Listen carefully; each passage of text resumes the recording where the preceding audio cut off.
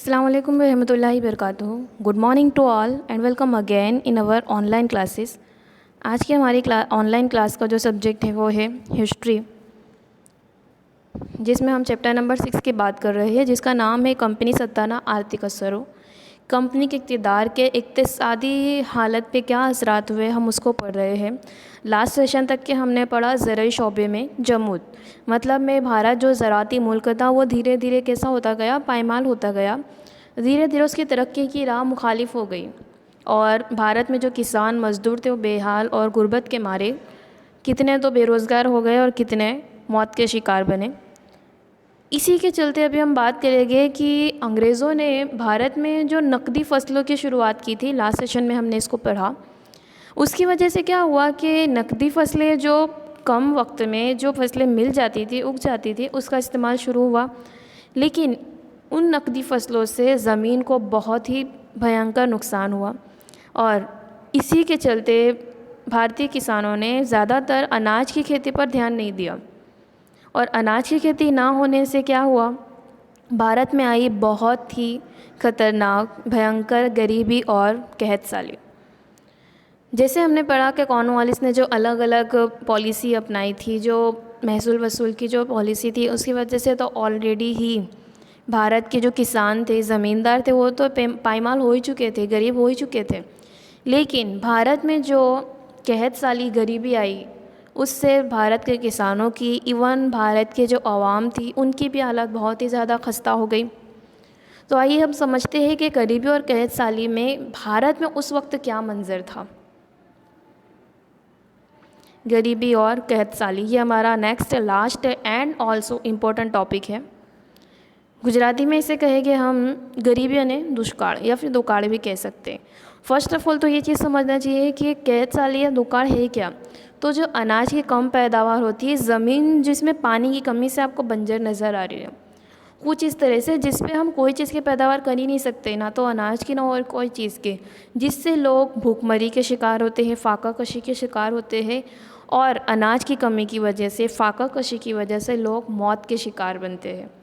तो यही फाका कशी भारत में भी आई थी। भारत के अवाम इक़्तिसादी इस्तेसाल करने के लिए कंपनी सरकार की अपनाई हुई पॉलिसी ने कहत साली जैसे हालात में मुल्की अवाम की परेशानियों में कई तरह से इजाफ़ा किया। परेशानियां तो थी ही अवाम के पास, लेकिन ये जो कहत साली आई थी उसने परेशानियों में और ज़्यादा इजाफ़ा कर दिया।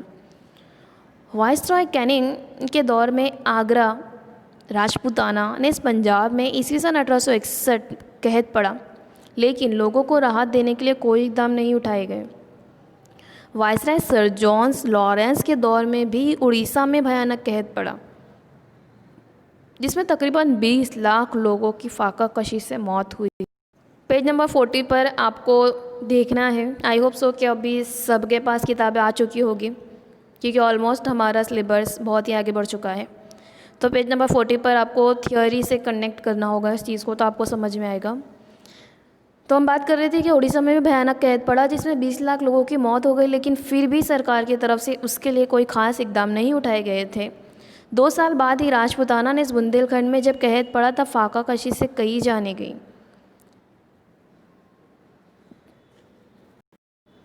लेकिन फिर भी इस वक्त सरकार ने कोई जानी नुकसान ना हो इस बात का ख्याल रखा।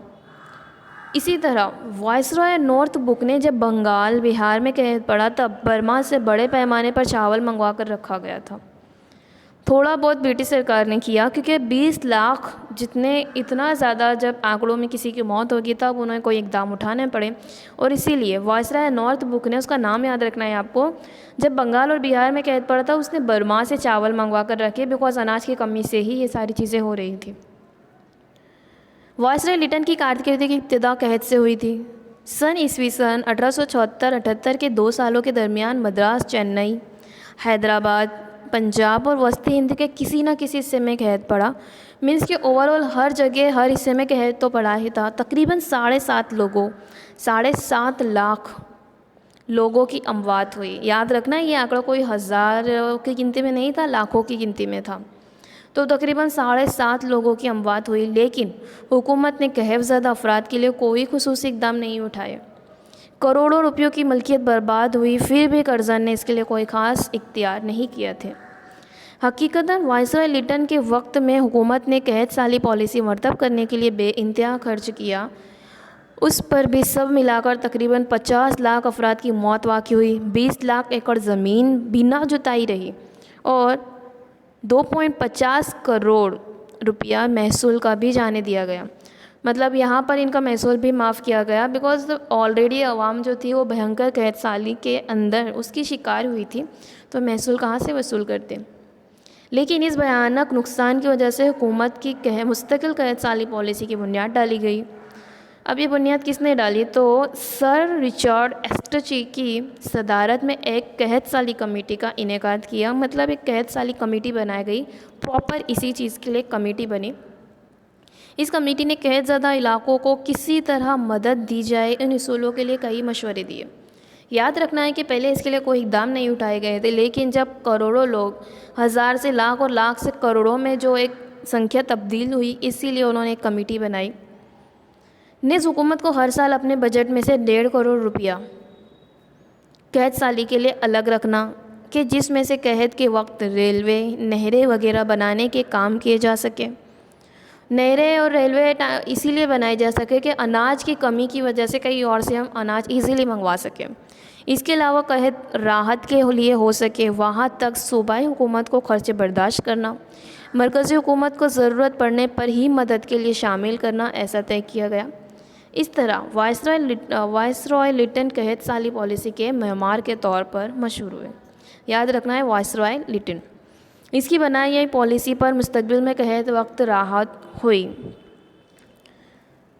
सर विलियम वैगबी के मुताबिक 19वीं सदी के आखिर तक भारत में पड़ने वाले कैद में तकरीबन 2,85,000 अफराद की मौत वाक़ई हुई। आंकड़ा आपको याद रखना है, 2,85,000 जितने अफराद की मौत वाक़ई हुई।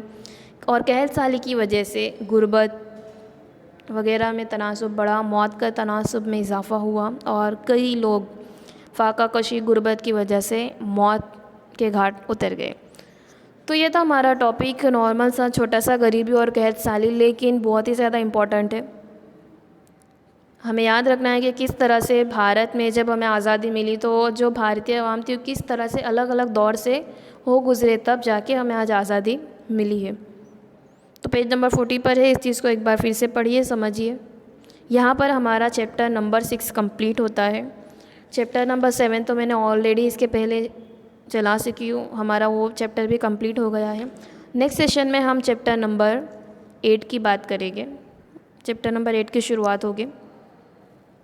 इस चैप्टर में आपको स्वाध्याय में MCQs सेक्शन B सिर्फ इतने ही सवाल लिखने हैं। Okay, thank you.